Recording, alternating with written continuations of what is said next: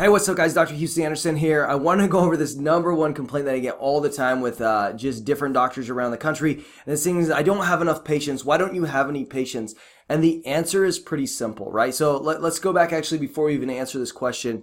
What's the number one thing that usually keeps doctors from making a good living, from being able to have the success they want, and being able to take some time off every once in a while in order to serve their own personal needs or their family or whatever else they're interested in life? And the number one thing is limiting is that new patient number. So we don't always want to be chasing new patient numbers. That's not the goal. The goal is to have so many patients that you don't worry about new patients anymore, right? So that's where every doc should really be aiming to be at. But the question is, okay, I've been doing my quote unquote best. Why don't I have any patients? And the answer is simple, okay? The answer is really simple. Nobody knows who you are. Okay, so this is just a numbers game. So what I try and do with my doctors is we try and figure out how do we get the most contacts per day.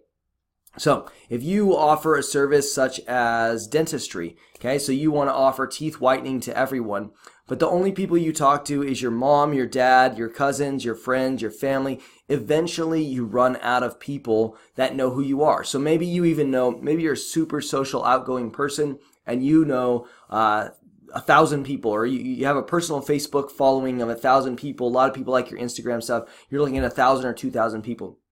Well, what if you had 5,000 people a day that were actually searching for what you have? So that's one of the catches. So targeted traffic is really important here, but the key is nobody knows who you are. You have to have something for them to get to know you. You have to have something for them to figure out who you are and what you offer and decide whether they'd be interested in it. Okay, so that's what all your marketing should be focused on. That's what all your interactions should be focused on. That's what you should be essentially creating in your spare time is these ideas, these options, these setups in order to that more people find out who you are and what you have to offer. Once you're exposed to way more people, once everyone's in there and saying like, oh my gosh, I've heard about this doctor, for me, Dr. Anderson. I've heard that he's really good with digestive health. I heard all these things, and then they can go and Google, and then they can talk to another friend, and it turns out 3 friends actually know who you are. Even if they haven't used your services, everyone knows who you are, and you become a trusted brand. But right now, the reality is most people come to me and say, hey, doc, I'm providing really good care in my office, but I'm just not getting referrals from my patients. I'm not getting